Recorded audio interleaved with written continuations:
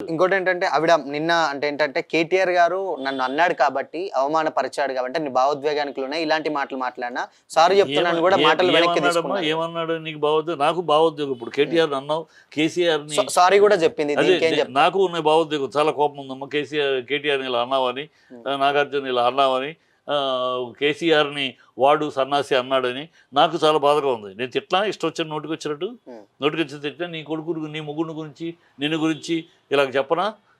నువ్వు అక్కడికి పంపించావు, నువ్వు మీ ఆయన ఇక్కడ వీళ్ళతో దిగి చెప్పనా? నాకు కోపం వచ్చింది అన్న బుద్ధి ఉండాలి. కోపం వస్తే నోటికి వచ్చింది మాట్లాడతావా, నోటికి వచ్చింది నిందలేస్తావా? మాకు కోపం వస్తాయి, మేము మాట్లాడుతాం, చాలా మాట్లాడుతాం మిమ్మల్ని గురించి. తల ఎక్కడ పెట్టుకుంటారు మేము మాట్లాడితే? మేము మీ బతుకుల గురించి మేము మాట్లాడితే మీ తల ఎక్కడ పెట్టుకుంటారు? మాకు ఆగ్రహాలు వస్తాయి, కానీ మాకు మాకు సంస్కారం అడ్డొస్తుంది కనుక మీలాగా చిల్లరతరంగా మాట్లాడడం. అది సారీ చెప్పావు కనుక ఊరుకున్నాడు. కానీ రేవంత్ రెడ్డి ఈయన సారీ చెప్పాడని ఈయన ఊరుకోవచ్చు, కానీ కేటీఆర్ ఊరుకోకూడదు. ఎందుకంటే కేటీఆర్ మీద అబాండాలు, ఒక ఆడపిల్లల మీద ఆడపిల్లల్ని అడ్డు పెట్టుకుని నిన్ను మాట్లాడితే ఆడపిల్ల మీద ఇలా మాట్లాడతారా, నేను బీఎస్సీ మహిళని కట్ట నీరు పెట్టుకుని డ్రామా చేసేవే. మరి సమంత ఆడపిల్ల కాదు, ఆడపిల్ల జీవితాన్ని గురించి నువ్వు ఎలుపెట్టి కారదళ్ళ అమ్మ ఏదో అయిపోయింది, లవ్ చేసుకున్నారు, పెళ్లి చేసుకున్నారు, విడిపోయారు, ఎవరి బతుకులు వాళ్ళు చూసుకుంటారు. నువ్వెవరితో మధ్యలో దూరి మాటలు మాట్లాడటానికి? వాళ్ళ బతుకుల్లో మళ్ళీ మంట రాజేస్తావు ఎందుకు? నువ్వు ఎదురు చేస్తున్నావు అని నీకేమో అర్హత ఉంది, యోగ్యత ఉంది ఈ విషయం మాట్లాడారు. చిల్లర బుద్ధి కనుక మాట్లాడుతున్నావు. ఇక్కడ ఇంకోటి ఏంటంటే సంస్కారం హీనమైంది కనుక మాట్లాడుతుంది. ఇక్కడ ఇంకోటి ఏంటంటే ఎప్పుడైనా కానీ అంటే ఇండస్ట్రీ కూడా పెద్ద ఎత్తున పెద్దగా స్పందించదు, ఇన్ కేసు ఇండైరెక్ట్ గా అంటే మాత్రం స్పందించదు. బట్ ఇక్కడ ఇండస్ట్రీ మొత్తం వచ్చాడు, జూనియర్ ఎన్టీఆర్ గారు కావచ్చు, అటు సమంత ఆవిడ వ్యక్తిగత, ప్రతి ఒక్కరు అందరూ కూడా స్పందించారు. వ్యక్తిగతమైన దోషం ఇది. మామూలుగా అయితే హే అవుతాను పట్టించుకో. ఇది క్యారెక్టర్ ఆఫ్ నాగార్జున భంగపరిచే మాట. తన కోడల్ని పంపించాడు అని ఎంత హీనమైన మాట ఆడది మాట్లాడుతుందా మాట. అంటే తన జీవితంలో అలాంటి అనుభవాలు ఉన్నాయేమో తన కుటుంబంలో, మరి లేకపోతే ఈ మాటలు ఎందుకు వస్తాయి? ఎంత చిల్లర మాటది. నాగార్జున పట్టుకుని నాగార్జున కోడల్ని ఎలా ఏం మనిషిలో అన్నం తింటున్నారా? మాట్లాడేటప్పుడు కడుపుకు అన్నం తింటున్నాం మనం, అదే మాట్లాడు. అందుకని స్పందించింది ఇండస్ట్రీ మొత్తం. ఇలా వ్యక్తిగతంగా ఇంత హీనమైన ఆరోపణలు చేస్తారా అని. మీకన్నా గౌరవమైన కుటుంబాలు అమ్మాయి, మీ కుటుంబాల కన్నా రాజకీయాల్లోకి వచ్చి మీరు నలుగురు తెలిసే. మేము స్వతహాగా మేము రాజకీయాల్లో లేకపోయినా మా కుటుంబాలకి సమాజంలో గౌరవం ఉంది. ఓ గౌరవ స్థాయిలో బతుకుతున్నాం మేము. మమ్మల్ని గురించి మాట్లాడే యోగ్యత అర్హత మీకెక్కడది అసలు? మీ రాజకీయాలకు ఎక్కడున్నాయని? మీరు చిల్లర రాజకీయాలు, బురద రాజకీయాలు.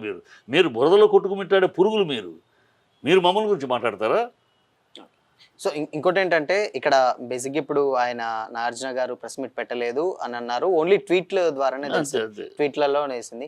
ఇన్ కేస్ వేరే వాళ్ళకి కూడా అలసే ఛాన్సెస్ ఉంటాయి కదా, అంటే స్పందించకపోతే ఏంటంటే ప్రతి ఒక్క ట్విట్టర్ ఇప్పుడున్న జనరేషన్స్ లో ఓన్లీ ట్విట్టర్ లోనే. ఉద్దేశం స్పందించడం అంటే ప్రెస్ మీట్ పెట్టి హడావిడి చేయాలా? ఎందుకు చేయాలని? మీకోసం చేయాలా? మీకోసం, మీకు ఫీడింగ్ కోసం చేయాలా? ఎందుకు? అవసరం లేదు. చెప్పారు, అందరూ క్షమాపణ చెప్పింది, దరిద్రాన్ని వదిలేసాడు అంతే. దీన్ని వేసుకుని నెత్తిని వేసుకుని పెంట నెత్తి మీద వేసుకుని కడుక్కుంటూ కూర్చోవాలి మేము. మాకేం కర్మ, మా పనులు మాకు చాలా ఉన్నాయి, మా ప్రొఫెషన్, మా జీవితాలు మాకు చాలా ఉన్నాయి.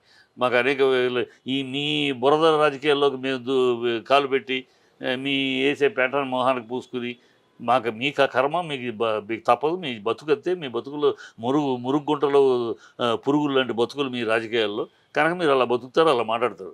మాకు అవసరం లేదు కనుక సందర్భం వచ్చి అవసరమైనప్పుడు మాట్లాడతాం. అవసరమైనది నిజంగా అవసరమైనప్పుడు మాట్లాడతాం. మన నాగార్జున ఇల్లు కూల్చారు, మాట్లాడలేదు మేము. ఎందుకు మాట్లాడలా? అక్కడ గవర్నమెంట్కి రూల్స్ అండ్ రెగ్యులేషన్స్కి మీ ఉన్న పోరాటం, అది వ్యక్తిగతం కాదు. కనుక గవర్నమెంట్ ఏం చేస్తూ కోర్టులో తెలుసుకుంటారు. దాని గురించి మనం మాట్లాడాల్సి స్పందించాల్సిన అవసరం లేదు. ఎవరు స్పందించలేదు.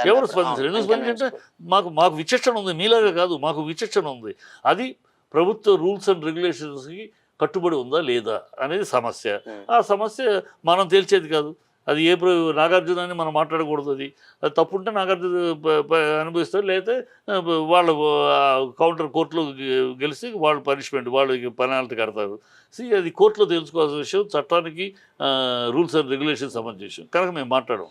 ఇక్కడ నువ్వు వ్యక్తిగతంగా అనబట్టి మాట్లాడదు, లేకపోతే ఇది కూడా దరిద్రం వాళ్ళకి పట్టించుకోవాలనుకునేవాడు. కానీ వ్యక్తిగతంగా చులకన చేసి ఆయన వ్యక్తిత్వాన్ని దెబ్బకొట్టే మాట, కోడల్ని పంపించాడు, అది చాలా హేయమైన జిగుత్సాకరమైన టేస్ట్లెస్ కమెంట్. అది ఆ అమ్మాయికి ఏ బుద్ధి ఉందో కడుపు ఏం తింటుందో మరి ఇలాంటి మాట ఎలా అనగలిగిందో ఒక ఆడకూతురు. ఇంకోటి ఏంటంటే సమంత గారు కూడా దీని మీద రియాక్ట్ అయ్యారనమాట. అంటే నా విడాకులకు పూర్తిగా నాకు చెప్పి వ్యక్తిగతం ఇప్పుడు అని చెప్పడం కూడా కాదమ్మా, ఇప్పుడు చెప్పారు. చెప్పడం కాదు. ఈవిడందరినీ ఇంతకు ముందు కూడా అనేక సార్లు మేమిద్దరం మ్యూచువల్ అండర్స్టాండింగ్ తోటి విడిపోయాము అని 100 మాటలు చెప్పింది. ఉమ్, దాన్ని నీకు బుద్ధి లేకపోతే నీకేదో అవసరం కనుక ఇప్పుడు ఏదో తీసుకొచ్చి ఏదో మాట్లాడితే కానీ సమంతని నాగార్జున గురించి మాట్లాడితే మన పేరు పైకి వస్తుంది. ఉమ్, లేకపోతే మనం ఎవడు పట్టించుకోవట్లేదు, అధపతాలకు వెళ్ళిపోయాం.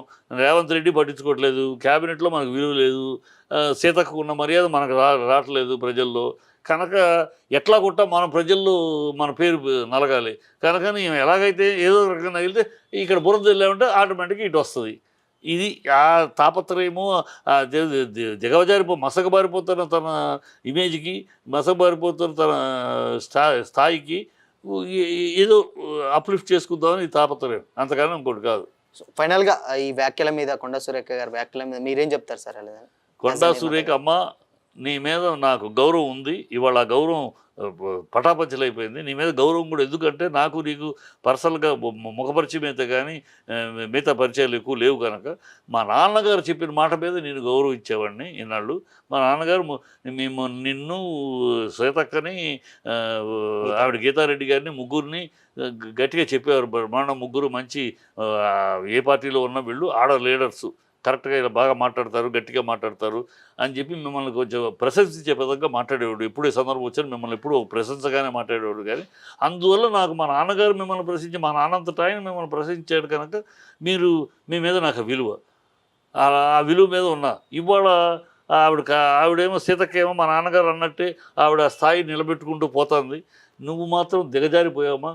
ఆవిడ సరే గీతారెడ్డి గారు పాపం రిటైర్ అయ్యారు రాజకీయాల నుంచి, నువ్వేమో ఉన్నావు కానీ నీ స్థాయి నీకు వాళ్ళందరి దృష్టిలో ఉన్న నీ విలువను పోగొట్టుకున్నావు, కోల్పోయావు.